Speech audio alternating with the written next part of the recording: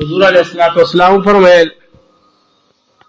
لا سفر ولا هم سفر متعلق چکم دا نفوست عقیدہ لري امام مسلم رحم اللہ صحیح مسلم شریف کی حدیث ذکر کئی چې دا سفر متعلق چکم دا نفوست او دا سپیروالی عقیدہ خلق ساتھی دی کہ سپیروالی نشتے او دا خبر یاد ساتھی کہ نبی علیہ السلام بیمار شیر ہے نو پدی میاش کی بیمار شیر ہے او در ربیع الاول شریف په میاش کی حضور علیہ السلام د دنیا نه سفر فرمایلی دی نو چې دا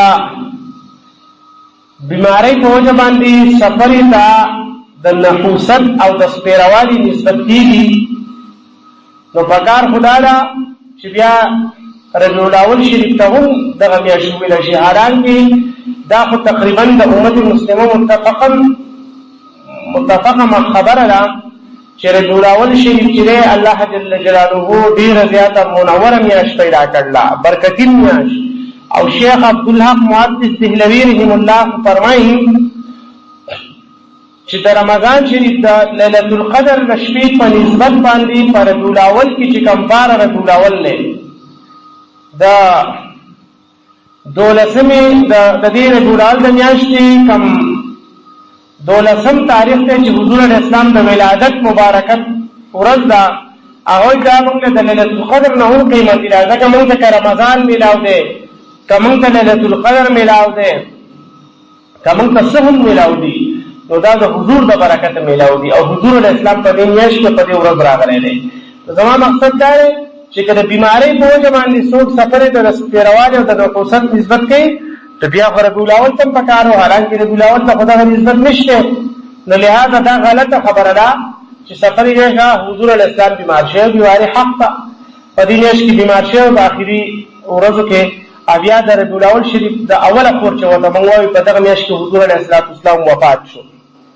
نو داسې عقیده ساتل چې د دې میاشتې ته یا د نفوست سپیروالي نسبت کول یا بل څه اسلام کې یو خبره یاد ساتئ نهى رسول الله صلی الله علیه وسلم عن التطویر نبی اسلام د بدپالی نه منع کړل عادت طویر تیم راغلی مختلف الفاظ حدیث دي د بدپالی نیولو نه نبی اسلام منع کړل بدپالی به حضور علیہ السلام په پسشي پورې نه نیسي او نیکپالی وکانه يحب الفال او نیکپالی به حضور علیہ السلام خو خوله نیکپالی به خو خوله او د بدپالی نه با حضور علیہ السلام چې نه هغه حضور علیہ السلام په منع کوله د بدپالی نه چې د بدپالی په سب شي پورې منی صحیح په هر حال لکه مثال په تور زموږ معاشره کې بانگ حدیث مبارکو کې راځي بخاری شریف حدیث ته امام بخاری رحم الله فرمایي حدیث ذکر کړي حضور علیہ السلام فرمائل دی چې کله اذا سمعتم صياح الديكه فاسالوا الله من فضله کله تاسو د بانګي بانګ واورئ نو تاسو یا الله په خپل فضل وکړئ یا اللهم اني اسالك من فضلك یا الله په ما فضل وکړئ یعنی د بانګي بانګ چې په دې وخت کې دعا قبليږي نبی رسول الله فرمایي حدیث مبارک بخاری شریف په دې وخت کې تاسو دعا غواړئ ځکه فإنها رأت ملکن حضور علیہ السلام فرمائی دا بانگی چی بانگ ہوئی نو دے اسی نوئی دے پرشتی دی دا بانگی دا بانگ وجہ دائی چی دے پرشتی ہوئی نی دے دا پرشتی پر نظر باندې راشی تو دے بانگ شروع کی تو تاسو دا خدای فضل اگواڑی پا دا وقت کی اب یا شارحین دا حدیث ذکر گئی چی دا ذکر معلوم دا شو چی دی وقت دا دے کی ملائک تی او دا رحمت ملائک تی او ملائک چی دی آغا دا خدای پاک یو نیکان بندگان دي نیکان مخلوق دي لا يعصون الله ما امرهم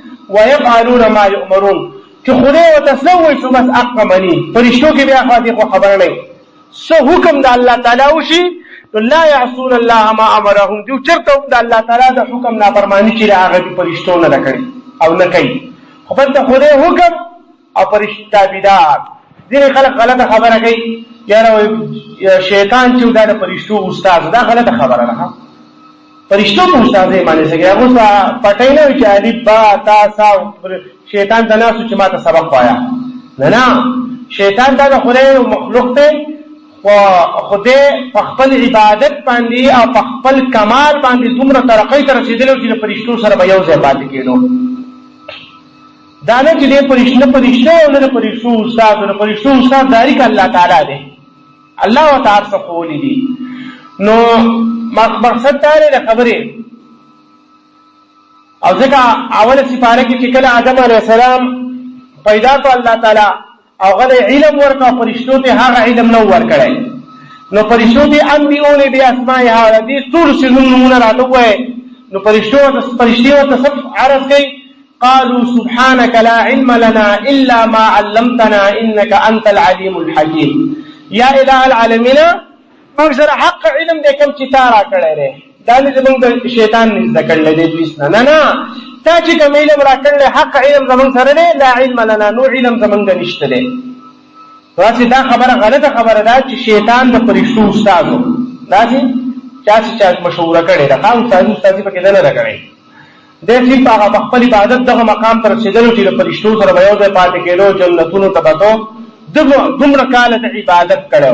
خو چې کله پیغمبر ته سپک وکتل، مین خبره دا ده، پیغمبر ته سپک وکتل او ځان ته غټ وکتل.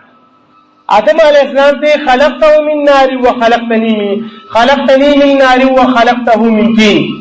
وې دې د خټې نه پیدا کړل، زه دې د اور نه پیدا کړم. اور خو ډېر قیمتي څه دي، اور نه پیدا و دې د خټې نه پیدا دی. زه څنګه دته دا وکما، زه څنګه دته سجده وکما، څنګه دې زه ساجد شم او دې مسجود شي. زه خو بهتر یم، زه غوره یم، زه افضل یم. پیغمبر ته چې څوک وکتل سوزه الله وی دا دونه کار عبادت دې مستا شو، دا سیدی دې مستا شو، او دا تقرب مستا شو، ورشه زمانه دغه ورشه ده وایره بس رجیم مردود کنه. خدای پاک ورته پیغمبر ته پسپک نظر وکتل. او دا نو ہے بلعم بن باعورا په بنی اسرائیل کې یو ډېر لوی ولی الله تیر شعر اسم اعظم هغه ته یادو چې څه سوال مې وکړو په ټک په قبول وکړو. پس څورو شاګردان هغه ته ناسو، هغه نه به ذکر مریدان او دا به ته چاپیره ناسو. هغه موسی علیه السلام ته په صفه خیری کړي مې دي، کو پیغمبر ته سلاح سوچت کو او د الله سوچتاول او جبې سره وته. خدای پاک په قران کې فرمایي په سوره اعراف کې جبې په دې سینه باندې ولګیدا، په دې باندې ولګیدا دغه شروع کو چغې شروع کړي. او په مسلو کې مسلې کل خدای پاک کوئی د سپي په شان دي شو.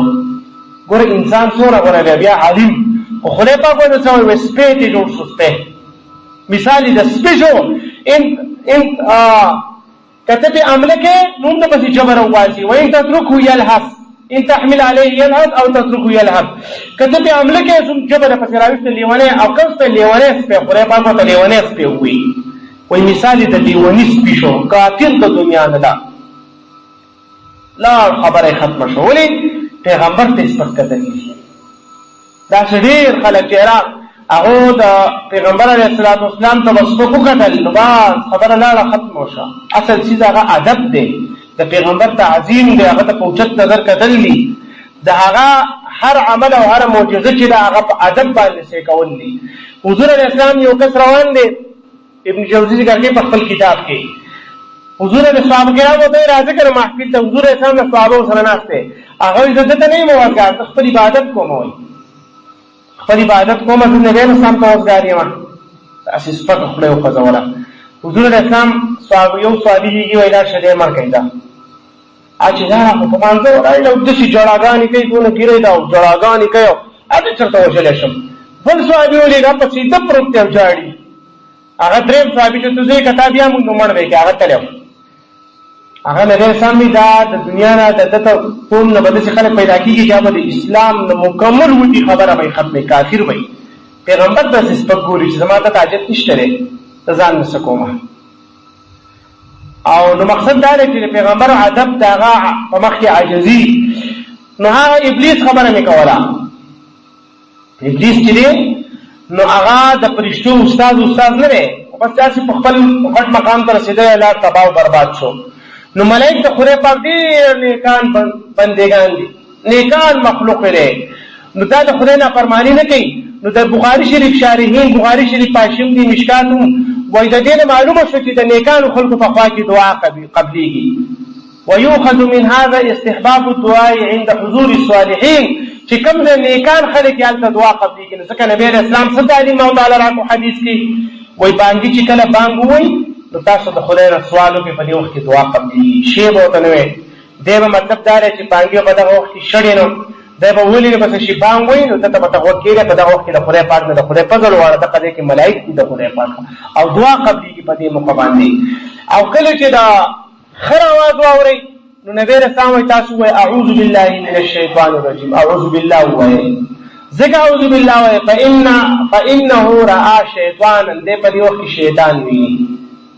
خر چې دې نو هغه په دې وخت شیطان ویني. نو هغه دا کم انکر الاصوات الى صوت الحمیر. سورۃ لقمان کې الله فرمایي ناکار आवाज د خر دې بیا دا حناره د شروع کی دې چې د کله چې خر دا आवाजونه شروع کړي تاسو وای اعوذ بالله من الشیطان الرجیم چې الله د شیطان نه مال پناه راکړي. ګوره خر څنګه ناکار حناره او ناکار आवाजونه چې بیا شروع کړو.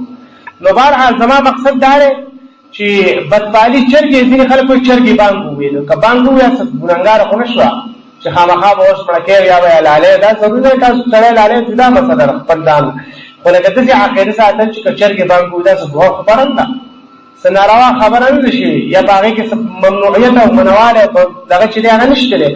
نور یاره څوک مخې له راشي دا کس پیره دی دا خبره په اسلام کې منع ده. که په ړه کې دې شکي نو نبی علیه السلام د هغې لپاره مختلف دعاګانې کړي. یو دعا پکې دا ده اللهم لا خیر الا خیرک اللهم لا طیر الا طیرک ولا خیر الا خیرک ولا اله غیرک.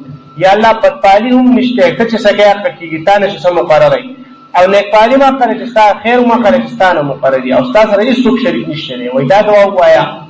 خو بدپالي نیول چې دی حضور علیه السلام فرمایي چې دا منې دي. زما مقصد دا و چې د سفرې د میاشتې متعلق دا خبره ساده چې دا سپېره ده یا په دې کې مصیبتونه بلاګانې دا د جاهلیت هغه سوچ او د جاهلیت هغه خبره وه. حضور علیه السلام د دې نه منع وکړه چې ها لا سفر ولا هم نور خبرې مختلف قسم عقاید او هغې نه نبي علیه السلام منع وکړه ولا عدوه یاره یو مرض بل دې مرض کې داسې اثر نشته چې دا بل متعدي شي بل ته ولګي. اوس خو ته چې متعدي امراض په دنیا دي چې دا خو ته متعدي امراض شته نو ټیک شو متعدي امراض چې دی هغه شته خو په متعدي امراضو کې بیا دا خبره ده چې هغه دغه دی دې مرض کې الله تعالی داسې اثر کېږي.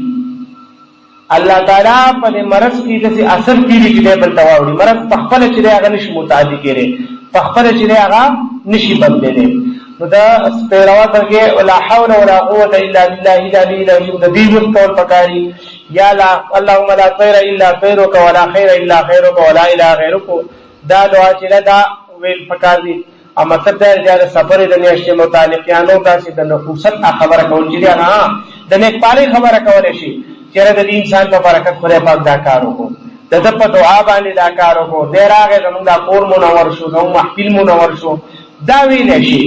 خو د ژوندو دپاره شي د مړو لپاره حدیث مبارک کې د مړو متعلق راځي نه چې تاسو خپل مړه کوشش کوئ د نیکانو خلکو په مقبره کې او د نیکانو خلکو په خوا کې دفن کوئ ځکه چې د نیکانو خلکو دا اثري چې یاره دې مړي ته د ناکاره مړي نه تکلیف رسېږي.